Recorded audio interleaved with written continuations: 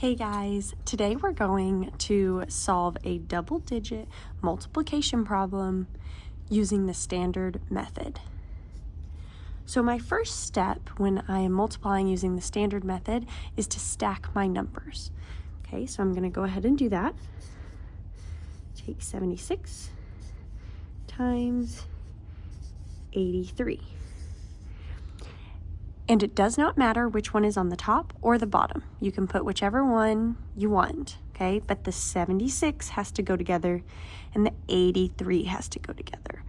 So if you put one on the top, one on the bottom, okay? The commutative property tells us that we can multiply in whatever order we want. So you can put 83 on the top if you want, or 76, okay? As long as the numbers go with their pair. Okay, you can't separate these two numbers, they go together. All right, so now I'm going to start multiplying. I'm always going to start with the digit on the right in the bottom row. Okay, so I have 83 on the bottom, so I'm going to start with the digit on the right, which is the 3. Okay, and this 3 is now going to multiply all of the numbers on the top, starting from the right, working my way to the left.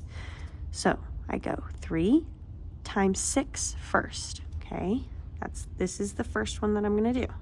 3 times 6. 3 times 6, I know, is 18.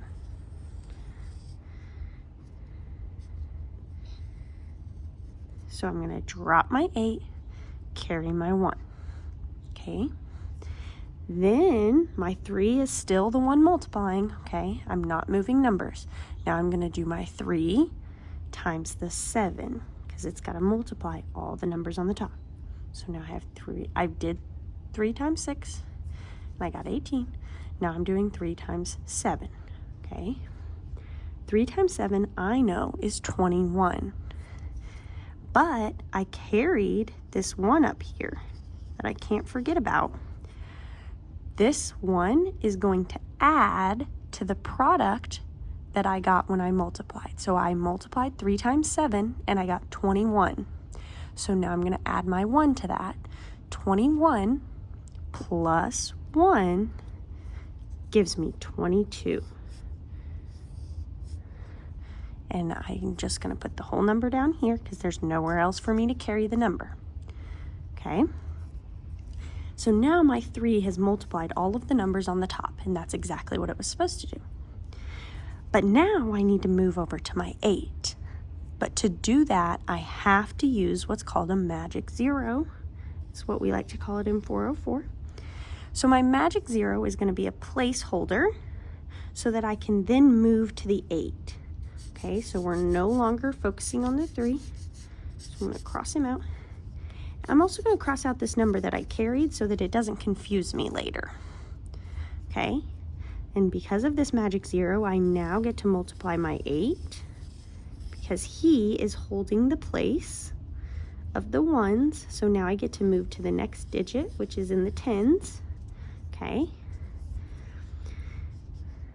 so now the 8 is going to do the same thing that we did with the 3.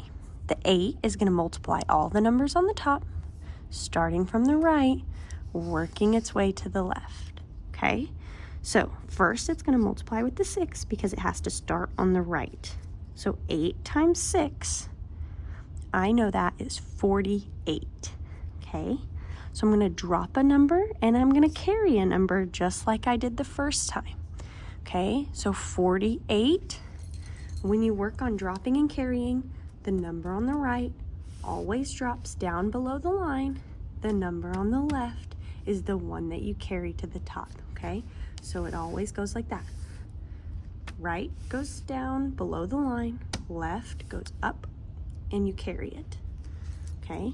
So I have 48. So 8 makes 48. I'm gonna drop my 8 and carry my 4. Drop the 8, carry the 4. Okay. Now I'm going to multiply the next number on the top, which is 7. So I'm going to do 8 times 7. 8 times 7, I know, is 56. But remember, I carried a 4. So I'm going to have to add this 4 to the product that I got when I multiplied. So 8 times 7, I multiplied and it gave me 56. 56 plus 4. 56 plus 4 is 60. There's nowhere for me to carry the number, so I'm going to drop the entire number. Okay, now I'm going to add these numbers together so that I can get a final product. Okay, 8 plus 0 is 8. 2 plus 8 is 10, so I'm going to have to carry. 1 plus 2 gives me 3, plus that 0 is still 3. And then I have the 6. So 76 times 83 gives me this number. So 6,308.